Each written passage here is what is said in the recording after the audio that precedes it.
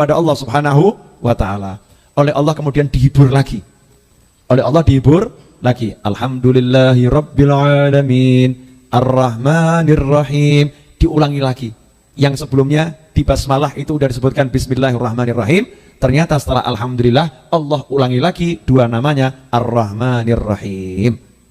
Yang maha pengasih dan juga maha penyayang. Sebetulnya Ar-Rahman dan Ar-Rahim itu artinya sama. Seperti yang sudah saya terangkan. Ar-Rahman sama Ar-Rahim itu artinya sama. Hanya saja dalam bahasa Indonesia kalau diterjemahkan sama kan tidak enak. Ada aturan penerjemahan, kalau dua kata artinya sama, maka ketika menerjemahkan cari kata yang sepadan. Jadi kalau kasih itu sama, sayang artinya juga sama. Maka disebut yang maha pengasih lagi maha penyayang. Pertanyaan, ya. Kalau memang Ar-Rahman dan Ar-Rahim itu artinya sama, sejatinya Ar-Rahman dan Ar-Rahim itu apa toh? Ya, sejatinya Ar-Rahman dan Ar-Rahim itu apa? Dikatakan oleh Imam Abul Qasim Al-Qushairi dalam tafsirnya, tafsir Qushairi, yang dimaksud Ar-Rahman dan Ar-Rahim itu adalah Dia Allah, ya, Dia Allah berkehendak memberi nikmat. Jadi dikatakan menyayangi, maha menyayangi, itu karena Allah berkehendak untuk memberikan nikmat. Ini kita bahas insya Allah 1 jam. Setuju? Ya, berkehendak memberikan nikmat. Kalau kita punya Tuhan, Tuhannya senangnya ngasih nikmat. Sebetulnya berhubungan dengan Tuhan seperti ini enak atau enggak enak?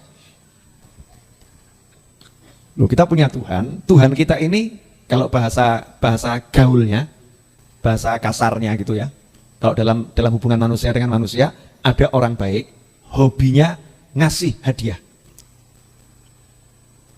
Ada orang hobinya ngasih hadiah. Kira-kira kita jadi teman orang tadi senang atau enggak senang? Senang ya? Orang punya teman hobinya ngasih hadiah, dikit-dikit ngasih hadiah, dikit-dikit ngasih hadiah. Nah, Allah itu Tuhan yang selalu suka memberikan hadiah. Selalu suka memberikan hadiah, selalu suka memberikan nikmat. Nah, kalau Allah selalu suka memberikan nikmat, berarti nikmatnya Allah bisa dihitung enggak? Enggak bisa. Lawang itu udah jadi namanya Allah, sifatnya Allah, suka ngasih. Ya suka ngasih. Dari sini, dari nama Allah yang Ar-Rahman dan Ar-Rahim ini, mestinya kalau kita mau duduk 1 hari saja merenungkan apa yang sudah Allah berikan kepada kita, ya nanti kembali lagi adanya Alhamdulillah. Ya, kembali lagi adanya Alhamdulillah. Tapi coba sekarang dihitung. Apakah kita sudah pernah duduk ngitung apa yang sudah Allah berikan kepada kita? Ibu-ibu yang di atas, sudah pernah ngitung, Bu? Belum. Ya, yang diberikan suami sudah pernah dihitung? Sudah. Terus jawabannya yang diberikan banyak atau banyak yang belum diberikan? Biasanya jawabannya banyak yang belum diberikan. Yang sudah diberikan itu dilupakan. Itu wajar perilaku istri. Betul ibu-ibu? Oh betul, ngaku kan? Dan ternyata perilaku istri yang begitu itu dialami oleh seluruh manusia secara umum. Manusia itu terhadap Allah ya seperti itu. Manusia kepada Allah itu tidak ngitung yang Allah berikan, tapi ngitung yang belum Allah berikan.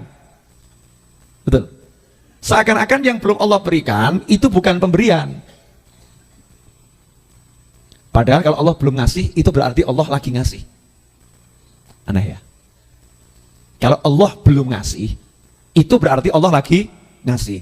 Karena Allah tidak pernah tidak ngasih kita. Allah selalu ngasih. Jadi belum dikasih atau tidak dikasih, itu berarti lagi dikasih. Mana mungkin Tobib? Mana mungkin Yai? Mana mungkin Ustadz? Lawang saya pengen motor gak dikasih kok katanya saya udah dikasih. Contoh begini Pak. Bapak punya anak umur 2 tahun. Minta motor. Ya minta motor. Misal ya. Ninja Kawasaki 250 cc. Pak, belikan motor itu Pak. Pak, belikan motor itu Pak. Saya mau nanya, Bapak kasih atau tidak kasih? Tidak. Kalau bapak kasih berarti bapak ini termasuk waras atau sakit jiwa. Perlu diobatkan ya? Nggak dikasih kan? Kenapa nggak dikasih? Masih kecil. Jangankan naik motor mengendarai, naiknya motor saja belum bisa. Megangnya juga tidak mampu. Artinya kalau dikasih, anak ini mainan motor tadi yang terjadi justru keburuan motor mati. Ya, keburuan motor terluka. Makanya bapaknya memutuskan tidak memberi. Bapak yang tidak memberi anak ini sebetulnya lagi ngasih atau nggak ngasih? Ngasih apa dia? Kasih sayang menyelamatkan anaknya. Lagi memberikan kasih sayang, justru nolaknya itu sayang. Nggak ngasihnya itu lagi ngasih. Nah, banyak hal yang mungkin kita rasa kita belum diberi oleh Allah, itu bukan belum diberi, sudah diberi. Sudah diberi. Justru ketika Allah menahan, itu Allah memberi. Paham? Jangan paham boleh, nggak paham ya nggak apa-apa. Karena nggak semua orang harus paham. Ini judulnya pembahasan yang rodok dhuwur didik ya. Nggak paham nggak apa-apa, untuk ada kelas-kelasnya. Nggak paham berarti kelasnya belum paham. Kan betul loh ya. Nah, kalau yang sudah paham berarti kelasnya sudah paham. Kan cuma ada kelasnya dua, satu sudah paham, satu belum paham. Jangan paksa orang untuk paham, tapi kita doakan agar semua orang bisa paham. Ini kalau kita udah paham ini enak. Minta anak kok belum dikasih, itu sudah dikasih. Ya mungkin kalau dikasih anak jadinya seperti ibu zaman sekarang. Belum punya anak, dungo, datang kiai, habib, ustad, paranormal sampai orang nggak normal. Didatengin, tolong. Ya, lihat orang gila dikira ini wali gitu kan. Tolong doakan anak saya biar punya anak. Doakan saya biar punya anak. Berjuang nih minta kemana-mana doa, ya, minta doa. Hasilnya dapat, hamil istrinya hamil. Kemudian lahir punya anak. Setahun disayang, 2 tahun disayang, giliran 7 tahun dimaki-maki anaknya, 8 tahun dipukul anaknya, 10 tahun tempeleng itu anaknya. Saya mau nanya, ibu ini, bapak ini yang berbuat seperti itu, dapatnya pahala atau dosa? Dosa. Nah, ini belum dikasih. Bisa jadi kalau dikasih dalam pandangan Allah, nanti jadinya seperti model ibu-ibu yang seperti itu. Ada enggak ibu-ibu yang begitu? Bapak yang begitu? Ada. Oh, enggak ada. Bapak ya ada, ibu ya ada. Maka judulnya kan sampai ada apa tuh? Komisi apa tuh? Anak tuh? Perlindungan anak. Karena ada orang tua yang kasar pada anaknya, minta dikasih, tapi kemudian anaknya diabaikan, anaknya dimaki, dimarah, dipukulin, dikecil-kecilkan, dihinakan. Nauzubillah min dzalik. Maka ketika orang minta anak belum dikasih, nah itu kebaikan buat dia. Nanti kamu kalau dikasih paling ya modelnya sama dengan yang begitu. Jadi dia tambah nggak baik, sakno anakmu. Lebih baik nggak punya anak dulu. Minta jodoh, kok nggak dapat. Itu lagi dikasih. Kok lihat ke Mas Edwin semua? Lihatnya kok ke Mas Edwin semua, kenapa ini? Ya, karena beliau udah minta tapi belum kasih. Itu berarti sudah dikasih.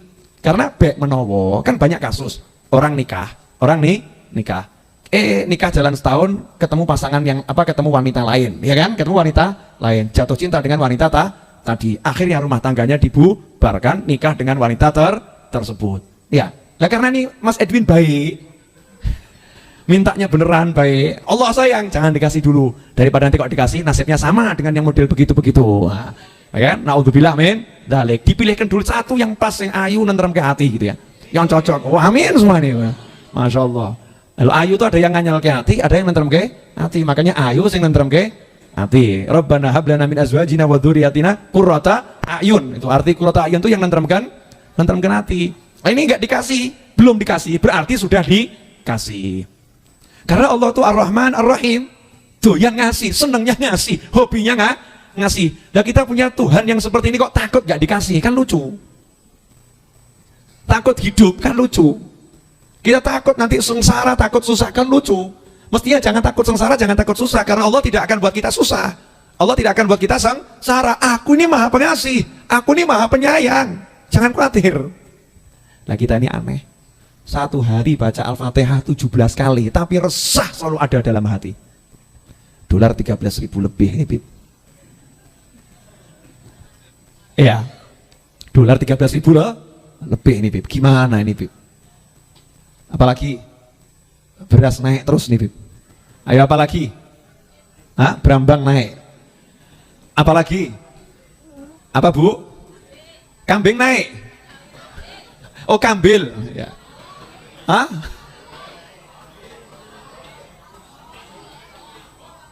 Apa Bu?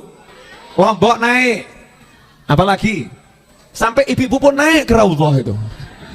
Semua naik nih, barang-barang naik. Gak usah bingung.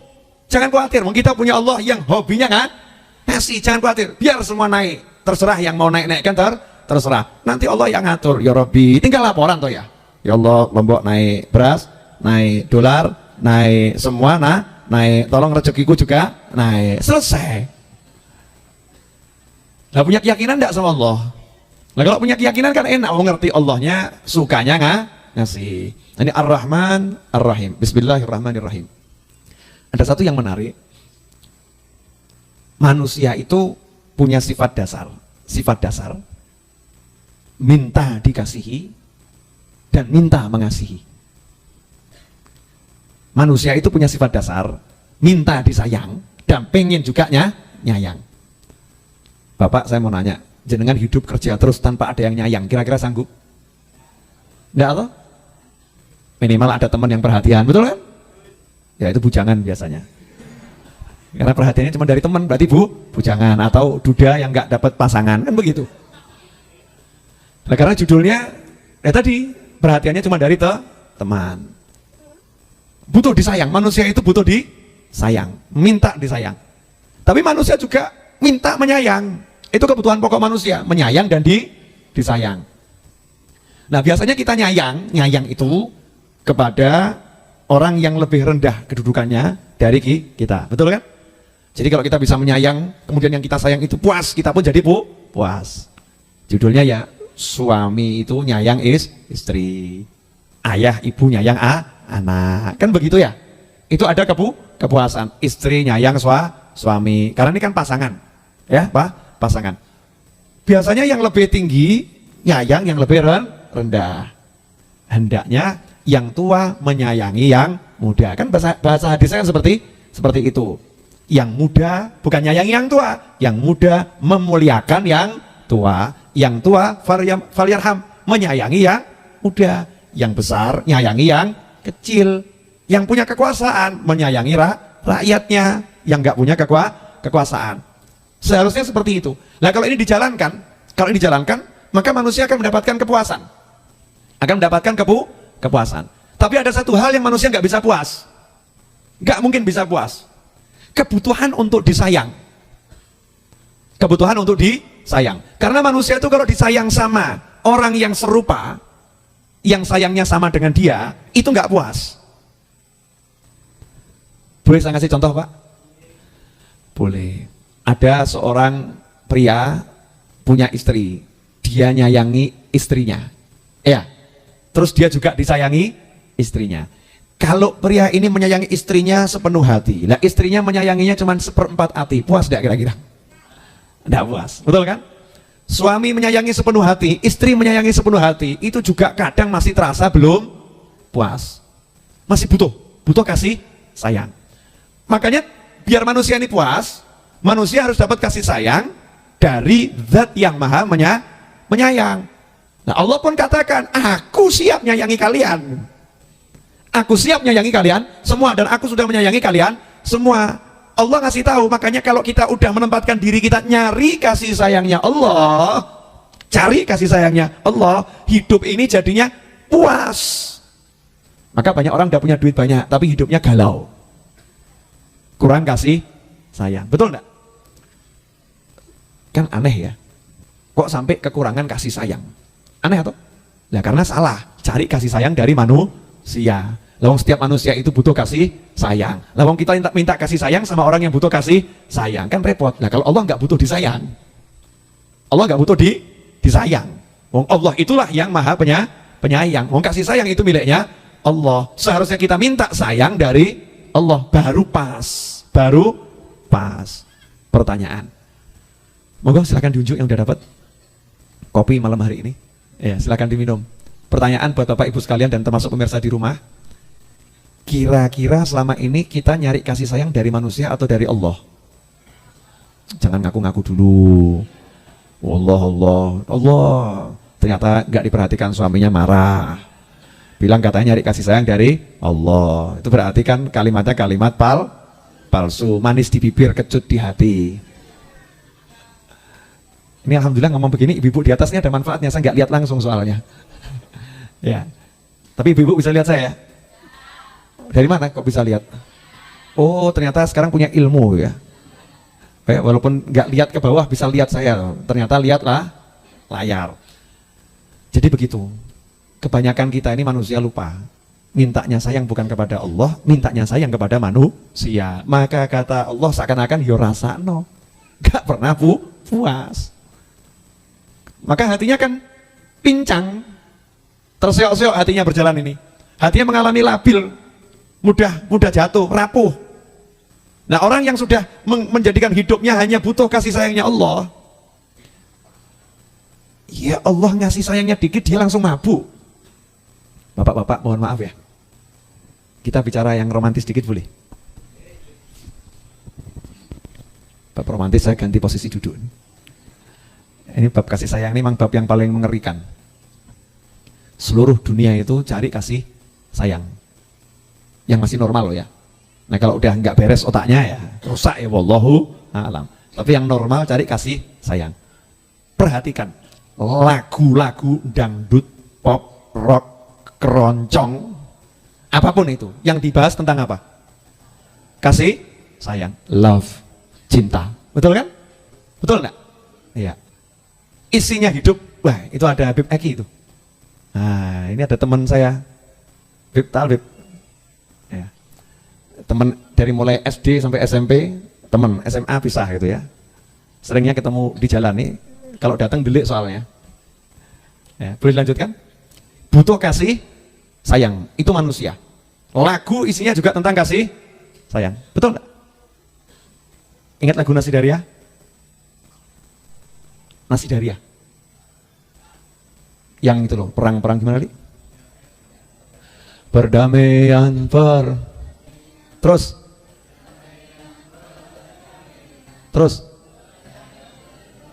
kok gitu terus? Maksudnya lanjutkan syairnya. Ali masih ingat? Damai ramai terus? Jadi yang ngarang lagu juga bingung-bingung. Banyak orang cinta damai, tapi perang makin rame. Lah ini manusia ini aneh. Manusia itu yang dibutuhkan kan cinta, kasih sayang. Damai itu kan cinta, kasih sayang. Tapi perang semakin ramai. Betul? Ya. Assalamualaikum warahmatullahi wabarakatuh. Itu ada kasih sayangnya Allah, rahmatnya Allah dan berkahnya Allah. Butuhnya cinta, butuhnya kasih sayang. Oke, udah siap semua? Ini bab menarik loh ya. Kopi sudah diminum? Ya, jenengan, saya belum.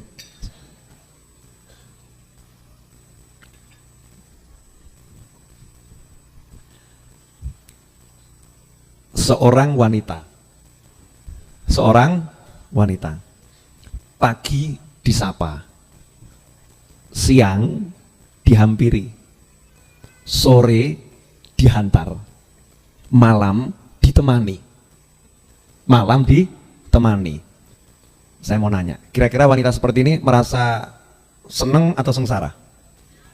Loh, ibu tuh seneng kan? Pagi disapa, sayang, istrinya kan, gimana pagi ini kabarmu? Seneng dia. Ya, siang ditemani, diajak makan, diajak keluar, diajak jalan. Sore diantarkan, yuk pulang ke rumah lagi. Malam udah ditemenin berdua.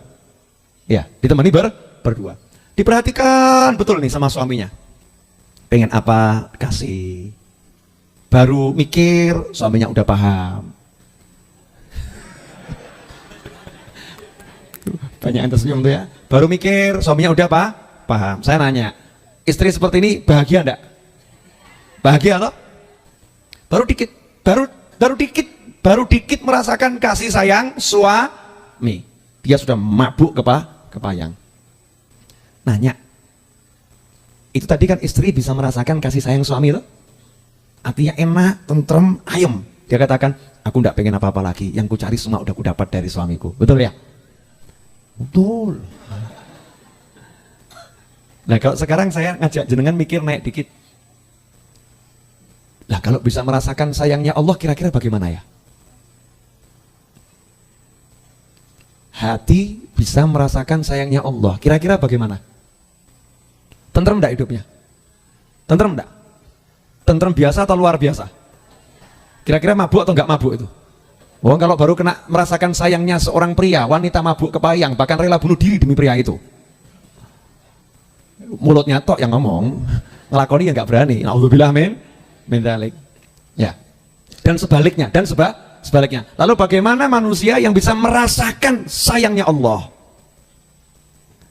Seorang bapak tiba-tiba dicium oleh anaknya. Papa dipeluk. Dia merasakan sayang anak itu menghunjam masuk ke dalam hati mak. Yes, enak betul ya dicium sama anak. Bayangkan kalau kita bisa merasakan sentuhan-sentuhan sayangnya Allah. Itu hidup kita masih butuh enggak kasih sayang? Hah?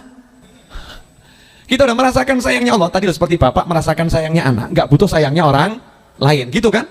Istri bisa merasakan sayangnya suami, nggak butuh sayangnya orang lain. Ketika seorang manusia bisa merasakan sayangnya Allah, dijamin tidak butuh pada sayang yang lain. Selain Allah nggak butuh dia. Dia merasakan kenikmatan yang luar biasa. Nah, anehnya, Fadl bin Muhammad, kisah dikit. Ini ngobrol sayang, anehnya Habibnya muncul nih. Anehnya, kita ini sama Allah dijur macam-macam, dikasih ini, dikasih ini, dikasih ini, dikasih ini, dikasih ini, dikasih ini, kasih, sampai hari ini. Gitu kok nggak bisa ngerasakan sayangnya Allah. Berarti kita ini sebetulnya urip apa mati?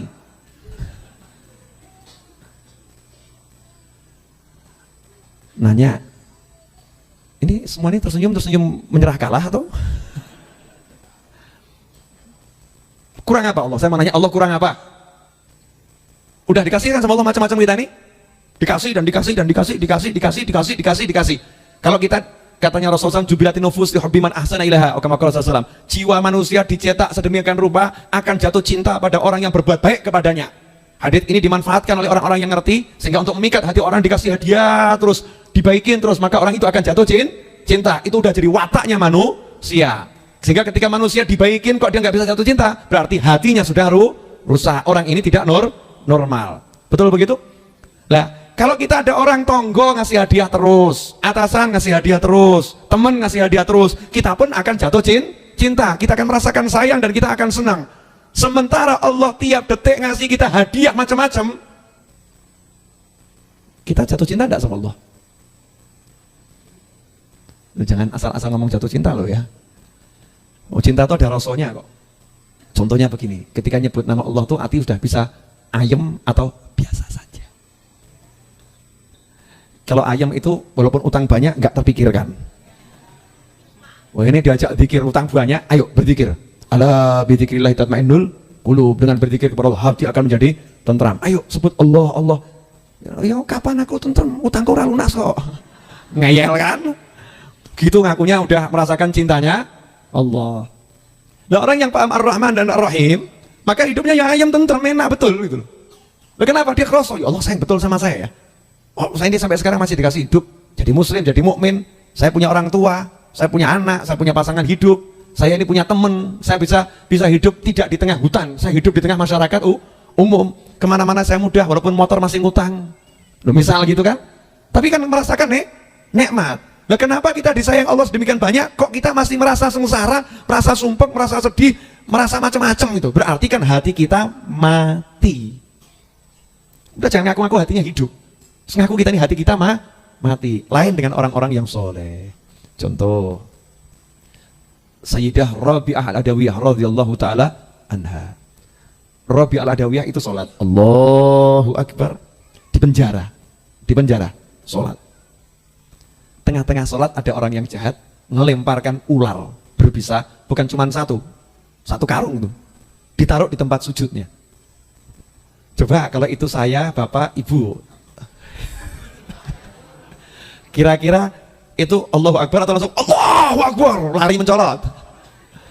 Hah? Loncat gitu kan? Sholatnya batal, betul begitu? Ya. Rabi'ah Al-Adawiyah nggak begitu. Allahu Akbar, tetap sholat. rukuk tetap rukuk, sujud tetap sujud ngadepi ular. Ini adegan berbahaya, jangan dipraktekkan di rumah. Jangan, ini orang-orang yang solihah sudah sampai makom cinta kepada Allah, bisa ngerasakan cintanya Allah, bisa ngerasakan dia. Beliau bisa ngerasakan. Begitu sujud, Allah ya maha ngerti toh, hambaku ini jatuh cinta padaku. Dia nggak lihat lagi yang namanya ular, namanya dunia, yang diingat cuman aku. Maka ketika sujud ya ularnya sama Allah disuruh hilang, ting, hilang. Allah yang dihadapin kok. Dia ngadep sama Allah. Ini satu contoh. Ada lagi seorang sufi, orang soleh. Orang soleh itu memang ya aneh ya. Kadang ya duit yang nggak punya, penampilan biasa, tapi banyak orang jatuh cinta. Banyak orang mengeluh-elukan, sandalnya pun nggak boleh tercecer di mana-mana. Ada yang ngamankan sandalnya. Jalan kaki ada yang berhenti, boncengkan. Ini kan aneh ya. Itu orang-orang soleh ya seperti itu. Nah akhirnya ada satu raja cemburu. Ini orang soleh ini kok lebih dicintai oleh rakyat ketimbang aku gitu. Ya wajar, raja kan pengen dicintai rakyatnya. Kenapa? Rakyat mencintai dia, tidak mencintai aku. Ini harus saya bunuh orang soleh ini, biar rakyat cinta sama aku. Maka diumumkan sama raja, pengumuman, ini orang solehnya akan saya adu dengan macan kerajaan.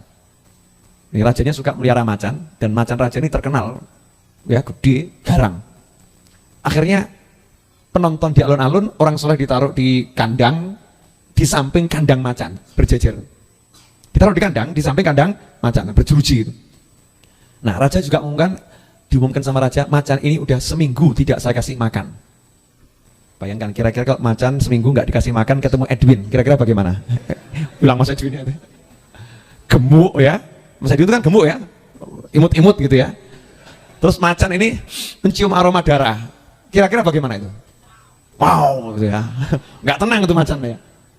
Nah ini orang soleh ini dihadapkan pada macan yang dilaparkan seminggu, tidak dikasih makan selama 1 minggu. Pintu dibuka, penonton penasaran, menang mana ya? Macan lapar ngadapi orang soleh. Hasilnya, macannya bergerak menuju kandang orang soleh, kerangkeng kurungannya orang soleh tadi. Kemudian menjilati tubuh orang soleh. Misalnya orang solehnya Habib Muhammad kan pantas, misalkan ya, dijilati sama macan. Jilati tubuhnya. Orang solehnya khusyuk duduk saja, nyantai, nggak ada perubahan di wajahnya. Nah macannya cuma jilati terus duduk bareng. Jejer gitu ya. Yang satu zikir, yang satu cuma lihat kan gitu ya. Melet keluar. Tuh macannya begitu. Berjam-jam seperti itu nggak ada perubahan. Rajanya saja malas nonton, apalagi rakyatnya. Rakyatnya bubar satu persatu. Nggak menarik ini tontonannya. Ya berarti kan imbang nih. Skor 1-1, nggak ada yang menang, nggak ada yang kalah. Akhirnya macannya diambil lagi, orang solehnya dipanggil raja. Diinterogasi.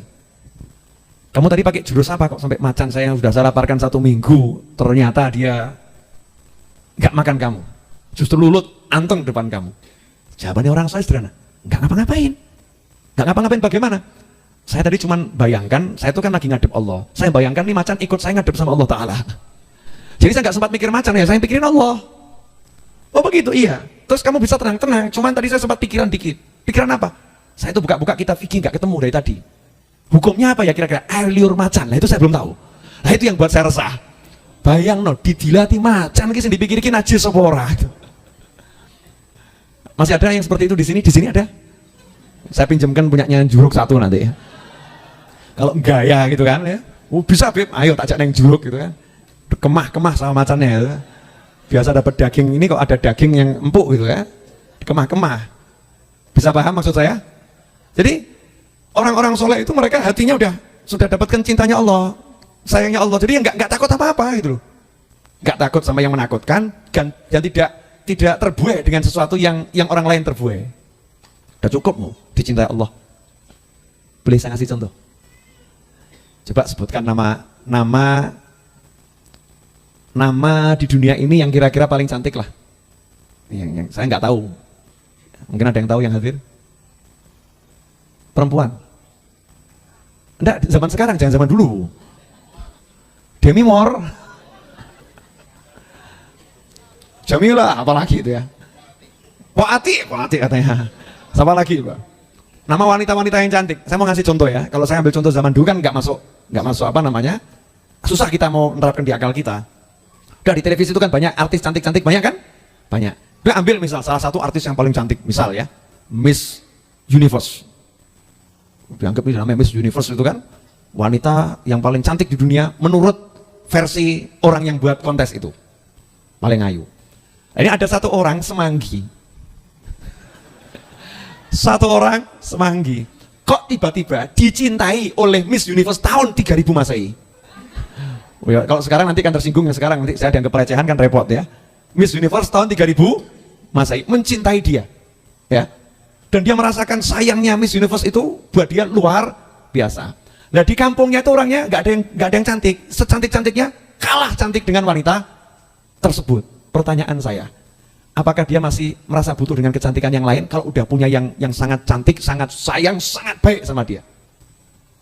Umumnya mengatakan, sing ono levelnya aduh, jauh, kelasnya jauh, sehingga dia gak butuh kepada yang lain. Ditawari kilo ayu, sepet. Iki ayu, iya gue awakmu ayu, buat kamu cantik, buat saya ini nyepet-nyepeti sawangan. Buat mata saya nggak enak yang model begini, padahal itu cantiknya luar biasa. Kenapa? Karena sudah bersama yang sangat cantik. Atau sebaliknya, perempuan bersama yang sangat ganteng. Jadi lihat yang ganteng biasa-biasa tuh anggapannya ngotorin pandangan. Nah bayangkan orang yang udah bisa melihat kemaha cantikannya Allah, kemaha indahannya Allah, merasakan cintanya Allah, merasakan sayangnya Allah, apa masih butuh sayangnya orang lain? Paham? Nah, Ar-Rahman, Ar-Rahim itu begitu. Allah menunjukkan keinginannya untuk memberi manusia kasih sayang. Karena kalau orang cinta nggak ngasih hadiah itu palsu. Makanya Rasul bersabda, kalau kalian pengen saling mencintai, tahadau tahabu. Salinglah memberi hadiah, nanti kalian akan saling mencintai. Kasih hadiah, nanti saling mencintai. Tanda cinta itu hadiah. Makanya orang-orang yang cinta pada Rasul SAW, mereka berupaya memberi hadiah pada Rasulullah SAW. Dengan membaca sholawat, dengan menyusun syair, ya kan? Itu sahabat ngarang syair, Tola'al badru alaina, tanda cinta, ngarang syair. Zaman sekarang kita tanda cinta buat maulid. Kalau ada orang bilang, kenapa buat maulid? Oh cinta kok. Tanda cinta, pasang foto ulama gitu misalnya, itu tanda cinta. Tanda cinta kasih hadiah. Lah Allah cinta pada hambanya, Allah ngasih hadiah kita dulu sebelum kita minta hadiah. Sudah dikasih sama Allah. Nah orang-orang soleh bisa merasakan semua itu. Nah apakah masih butuh pada pujian manusia? Apakah masih butuh pada sayangnya manusia? Jadi sebetulnya di hadapan manusia itu orang-orang soleh cuma berbahasa basi. Pantasnya jadi manusia itu disayangi yo, gayanya kroso disayangi. Jadi tiada tempat lagi untuk hatiku tidak punya tempat untuk kalian. Orang soleh begitu, hatiku tidak punya tempat untuk kalian. Sudah tidak ada cinta untuk kalian semua karena cintaku sudah direnggut oleh Allah Subhanahu wa taala. Nanya, bayangkan tok sudah enak ya. Nah, tapi kita sudah ngelakoni belum? Belum. Nah kira-kira pengen enggak ngelakoni? Pengen. Siap latihan? Yang siap yang di atas tuh ya. Ya, latihannya amalan Rasul, bangun tidur syukur, ingat semua nikmat Allah kalau pagi. Apa itu? Nanti kan kroso cintanya Allah. Pagi apa? Kita akan kroso cintanya Allah Subhanahu wa taala. Akan terasa betul itu. Karena pagi itu awal kita melek seger-segernya. Seharusnya kita akan semakin mencintai anak kita. Seharusnya kita akan semakin mencintai pasangan hidup kita masing-masing. Seharusnya tiap hari kita akan semakin cinta pada orang tua kita. Kenapa? Karena ketika kita tahu orang tua ini hadiah dari Allah, pasangan hidup hadiah dari Allah, anak hadiah dari Allah, kita akan merasakan, oh ini tuh cintanya Allah, ini cintanya Allah. Aku dikasih orang tua, ini tanda cintanya Allah Subhanahu wa ta'ala. Sampai seperti yang Jumat lalu saya sampaikan, dikasih musibah itu dia katakan tanda cinta dari Allah. Maka ada sebuah film tuh, ada judulnya apa ya? Ketika Tuhan jatuh cinta, ya kan? Kurang lebih begitu judulnya. Judulnya kan ngeri, Tuhan jatuh cinta. Nah, ketika Allah jatuh cinta, yaitu dikasih ujian, itu tanda cintanya Allah Subhanahu wa ta'ala. Nah kita selama ini udah dicintai Allah tapi nggak ngerasakan, kan ruginya luar biasa. Sampai di sini jelas? Mohon maaf, saya ngobrolnya ini motor-motor di sini tok ya, nggak saya naikkan dulu. Kenapa? Karena kalau kita tergesa-gesa naik, yang ini terlewatkan neman-neman. Ini tuh intinya hidup. Saya itu mau hidup susah. Karena saya yakin Allah tidak akan pernah menyusahkan saya. Karena susah yang saya anggap susah, itu tidak susah. Paham? Yang gak enak, yang saya anggap gak enak, itu bukan tidak enak. Sebetulnya itu enak.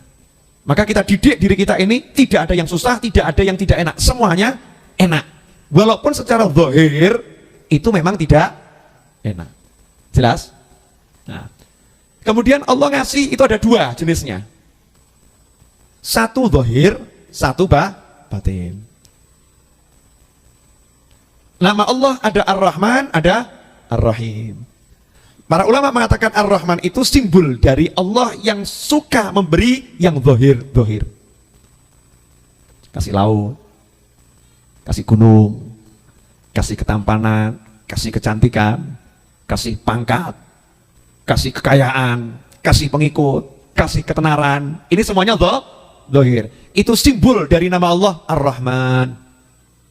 Allah yang suka ngasih yang zahir. Sementara Allah juga punya karunia ngasih yang sifatnya batiniyah. Sifatnya batin, tersembunyi. Sifatnya tersembunyi. Nah, pemberian Allah yang sifatnya tersembunyi itu berasal dari nama Allah Ar-Rahim. Allah ngasih keimanan. Allah ngasih keislaman. Allah ngasih ma'rifah. Allah ngasih rasa tentrem di hati karena bisa dekat dengan Allah. Allah ngasih rasa enaknya berzikir. Allah ngasih rasa enaknya takbir ketika sholat. Rasa macam-macam itu yang sifatnya batiniyah. Dari sifatnya Allah Ar-Rahim. Nah, untuk Ar-Rahim ini Allah berikan khusus lil muslimin wal muslimat wal mu'minin wal mu'minat. Kalau Ar-Rahman yang kafir pun dapat. Yang Ar-Rahman yang kafir pun dapat. Makanya jangan heran, wong kafir kok iso sugih yo. Ya. Orang kafir boleh dia kaya, tapi mungkin dia bisa merasakan nikmatnya sholat. Kan gitu. Orang kafir boleh dia pangkatnya tinggi, tapi dia tidak mungkin bisa merasakan nikmatnya la ilaha illallah. Di hatinya nggak ada. Ya, di hatinya nggak ada, dia nggak dapat.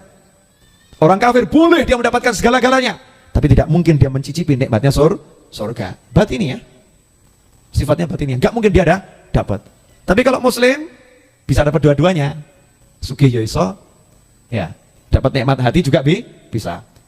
Melarat, miskin, muslim, ya mungkin. Emangnya kalau udah muslim nggak boleh miskin?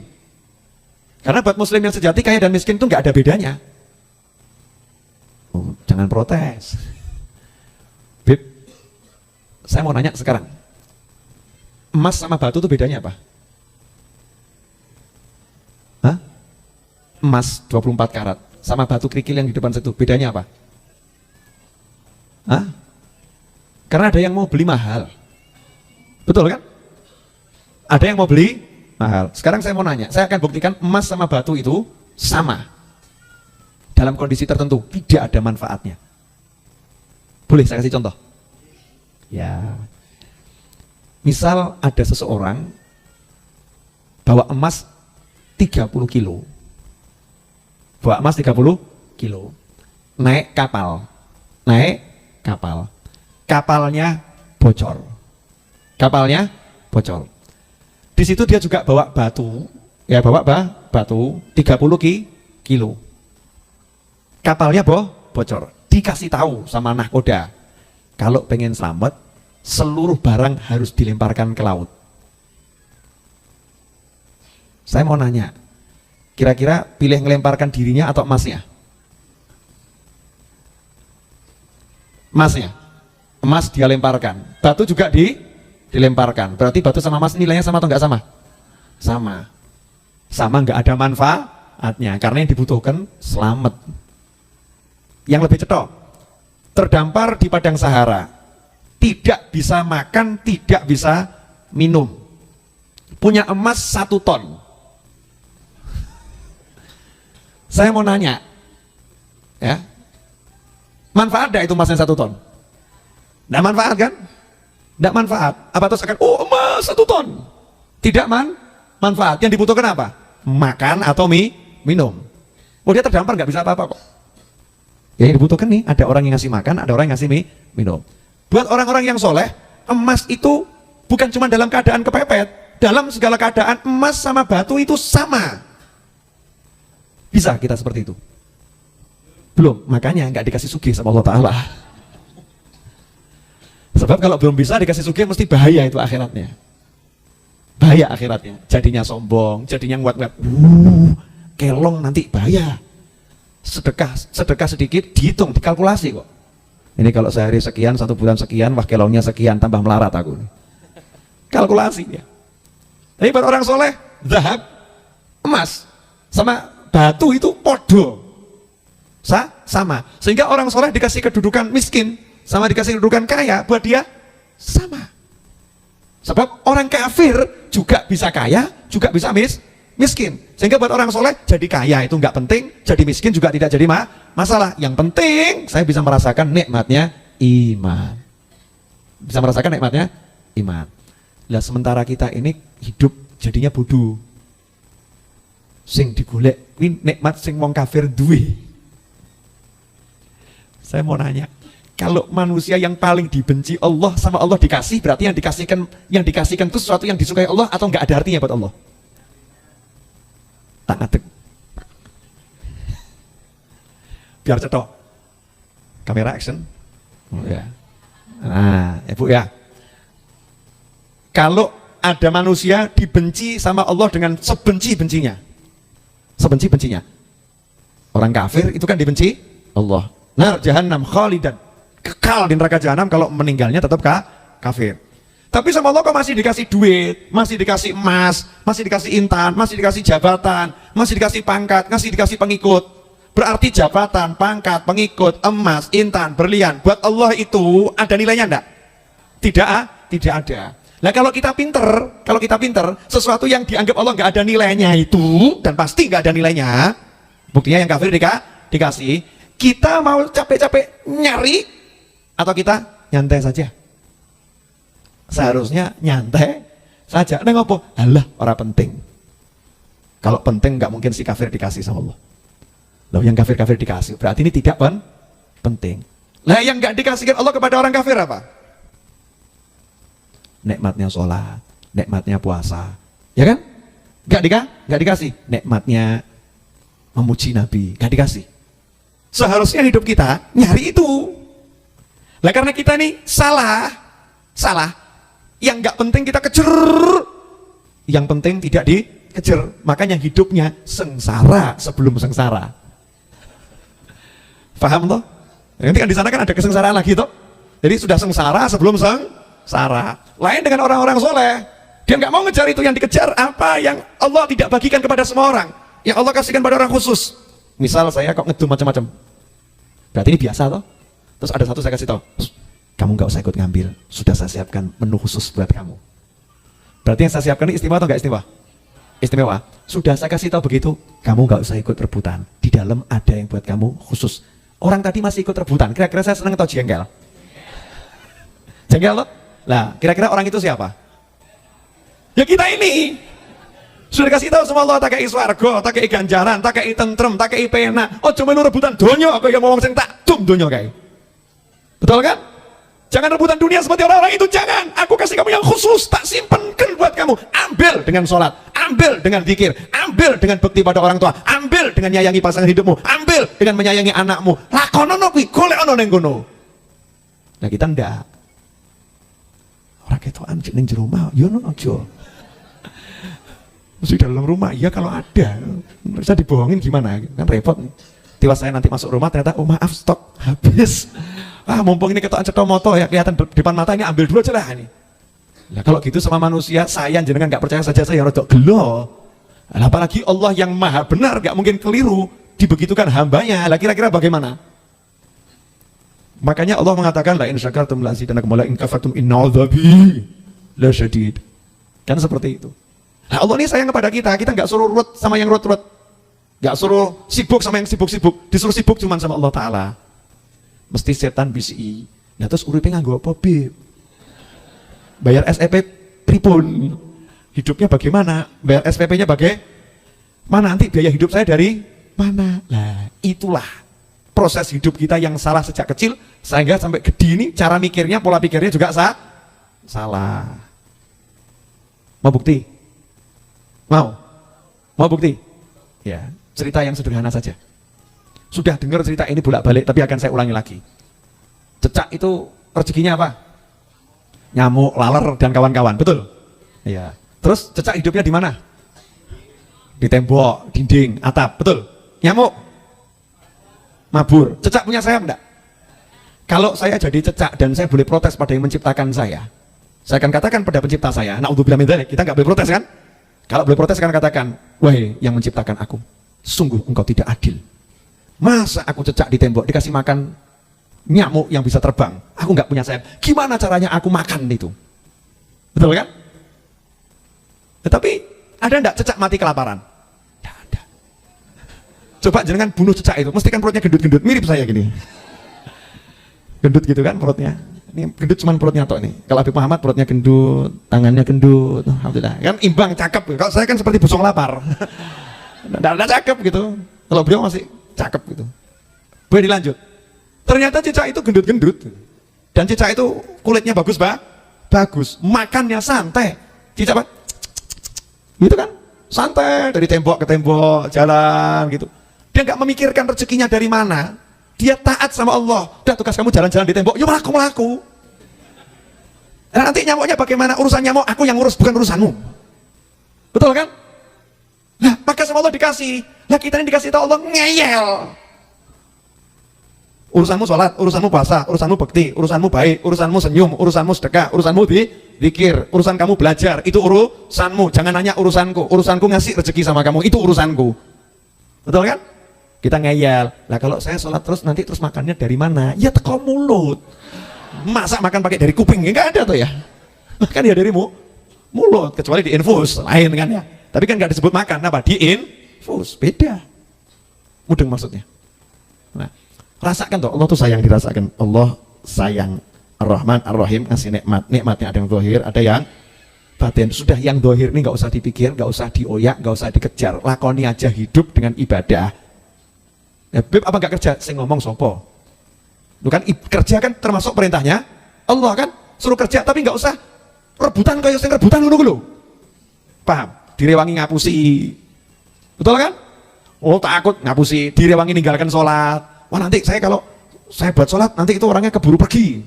Sholatnya diganti ditinggalkan, nyepelekkan sholat, nyepelekkan ibadah. Betul kan?